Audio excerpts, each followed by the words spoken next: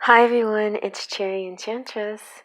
So I'm here with a little talk because I have a lot of Scorpio thoughts on my mind, and I don't know if this is going to be like a series, but I'm definitely going to say a few Scorpio things this month and do some pick a cards as usual.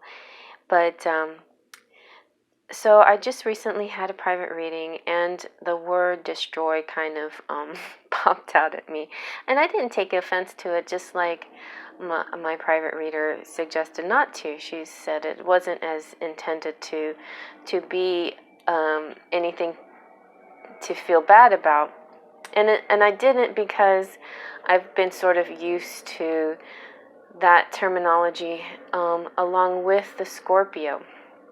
So, those of you who are Scorpios out there will know this, and I think it applies if you have a Scorpio ascendant, a Scorpio moon, if your sun is in the 8th house, or if your natal chart is ruled by Pluto, then you definitely have a lot of these tendencies.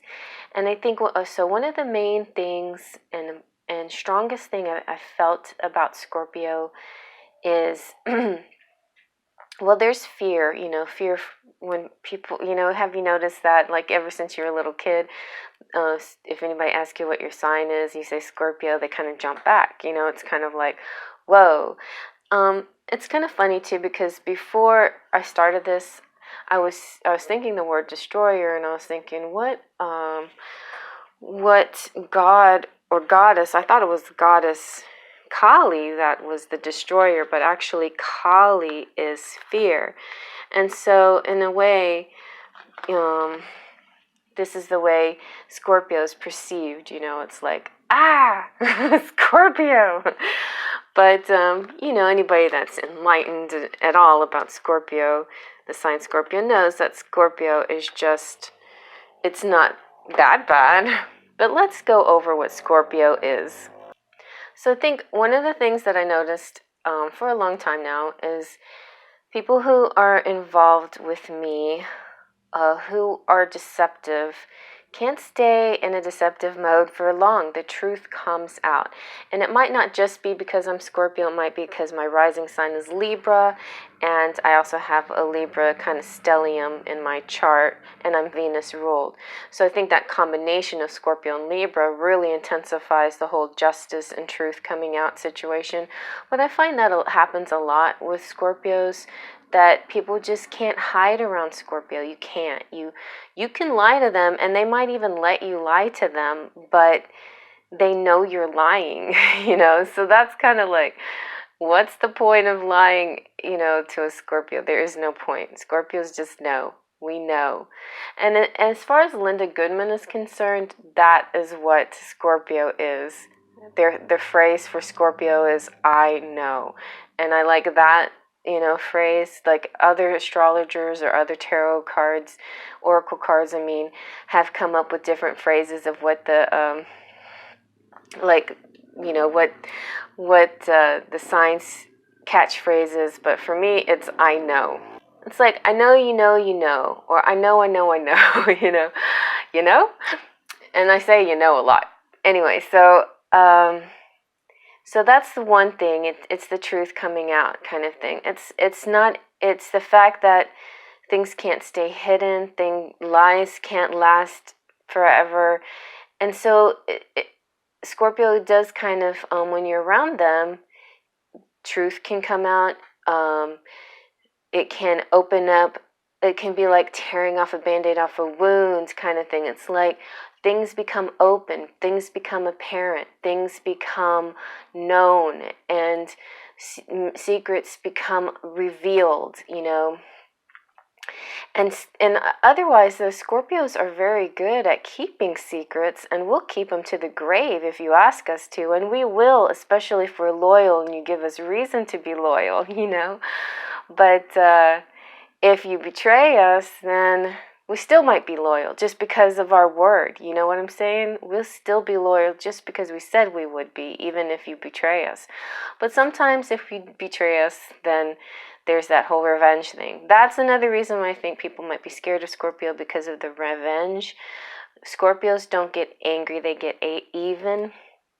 Now, this is definitely one of the negative traits of Scorpio that I've stayed far, far away from, because I know revenge doesn't do any good for anybody. It doesn't heal the situation. It doesn't make it better for anyone. It just makes it worse, a lot worse, you know. And so compassion and love, thank goodness I have these other parts in my personality that will help lift me out of those moments, and in order to not go there, you know. And it's easy to go there, but revenge is a bad idea, you know. Just it's really bad for karma. And we all kind of in this community really get what the whole karma thing is about, and we want to achieve good karma, and we want to deal with the karma that we have with grace and open-mindedness and willingness to learn and grow.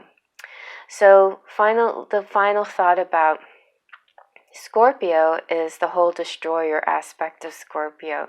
It's like, and I've heard this from tarot readers recently, especially like Sal, because Sal is a Scorpio himself, and he knows that there's just, unless you're equally strong as the Scorpio that you love, and there is a sense that there is a kind of a destructiveness to the surroundings. Like, I don't know how to explain it, but it's anything that seems simple and clear gets knocked down even further to really dig deep to see the truth of it, you know. So whereas Sagittarians may be truth seekers because of their keen philosophy and high ideals of religion and spirit and all that, Scorpios are very deep truth seekers. We knock it down into its core kind of thing. So that's what made me want to explore Shiva a little bit. Shiva the Destroyer. So what's this whole thing about destroying, and why is it good at all and necessary? I feel like it is necessary. And why did this come up for me particularly? And I'm exploring it not because I'm hurt, but because I'm curious, because I want to know, is there a lesson here for me? Is there a reason why this word popped out, and what do I need to do about it? Because I've heard it before. Like, somebody once told me that you just destroy things. I'm like, what? Where did that come from? And I never recognized that idea before that person told me. So this is what Shiva is about: destruction. Dance away any old beliefs that burden you. Defy and destroy what stands in your way to happiness and enlightenment.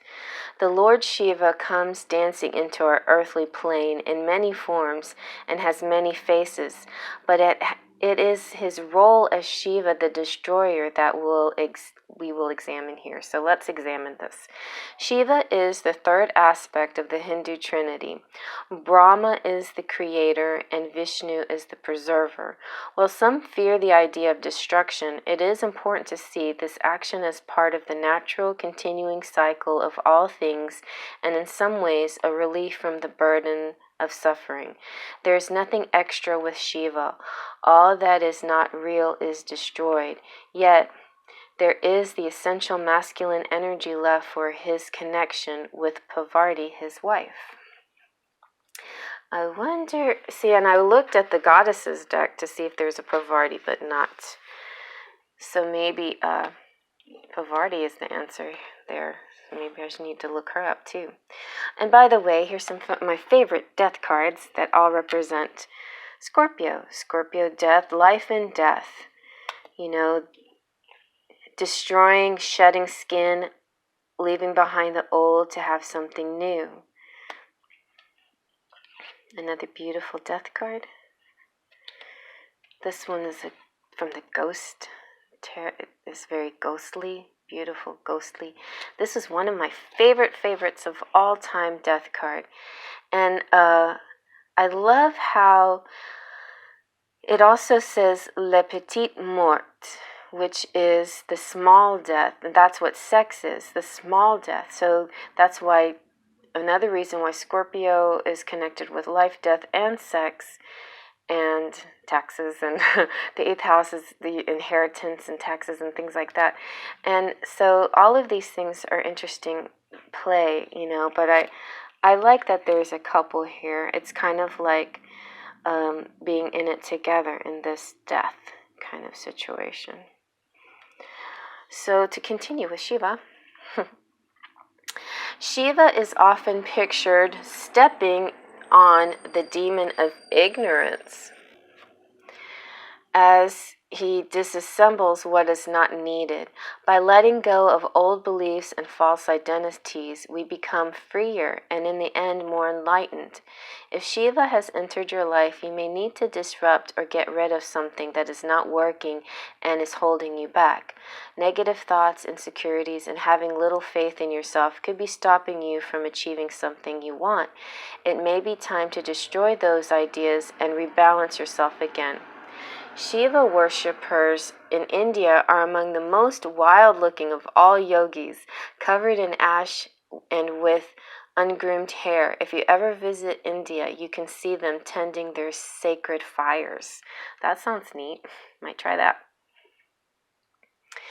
And so the shadow side, you think, well, isn't that the shadow side? Most of us have been caught in a cycle of self-destruction at some time in our lives. It may have been as harmless as a pattern of procrastination, or it may have been worse, substance addiction, or associating with people who were not good for us. Sometimes we allow too much destruction of health of our bodies, or even our physical environment. Pay attention to where in your life destructiveness may be playing its part, and destroy only that which is unneeded. So the symbols are Shiva, Lingam stone, and the crescent moon and fire. And here's an invocation. So if you need some help, if you are a Scorpio, or if you just have this need to release, just like a Scorpio, if you've seen the death card come up a lot and you need an invocation to help you release what's not serving you, then let us do this invocation. While there are many wonderful traditional invocations to Shiva, you may wish to try the simple rite to burn away what you no longer need.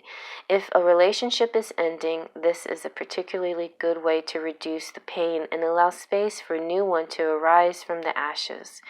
You will need a sheet of paper, a pen, a black candle, rubbed with sandalwood oil, matches, and a ceramic bowl. Write down on the paper what you no longer need in your life. In particular, write down fears, beliefs that do not serve you, or a habit you wish to break. Light the black candle and say, Lord Shiva, I ask you to assist me with destroying what I no longer need. Guide me now. Read out the list of things you no longer want in your life.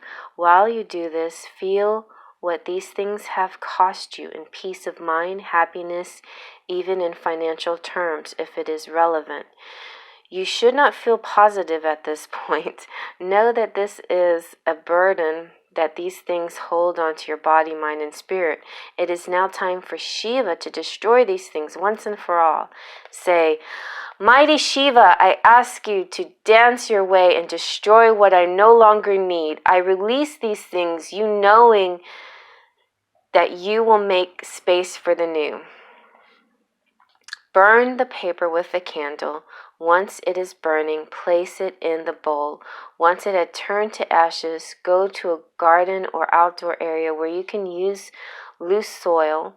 Smear a bit of ash over your heart and say, Thank you, Shiva, Almighty Destroyer.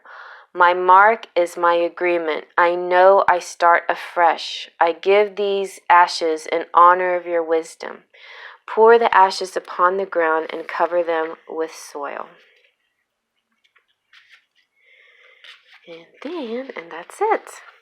So let me just say that chant one more time without messing up. So first you say, Mighty Shiva, I ask you to dance. I messed up again. One more time. Mighty Shiva, I ask you to dance your way and destroy what I no longer need. I release these things to you, knowing that you will make a space for the new. And then you say, thank you, Shiva, almighty destroyer. My mark is my agreement. I know I start afresh. I give these ashes in honor of your wisdom. And there you go, you guys. So that'll be your Scorpio ritual for the month. You can use that ritual on any day. You can use it during the moon cycles. I believe right now there's lots of activity in Scorpio and different signs. And so whatever you choose to do, just always think about the higher good of all in your mind and release what's not serving you, that's holding you down, that making you feel bad and feel incomplete. And just even if it's just negative thoughts, just release them. Release them and destroy all that negative hold on you. Okay, you guys, I hope you like that. Faith, Trust, and Pixie Dust.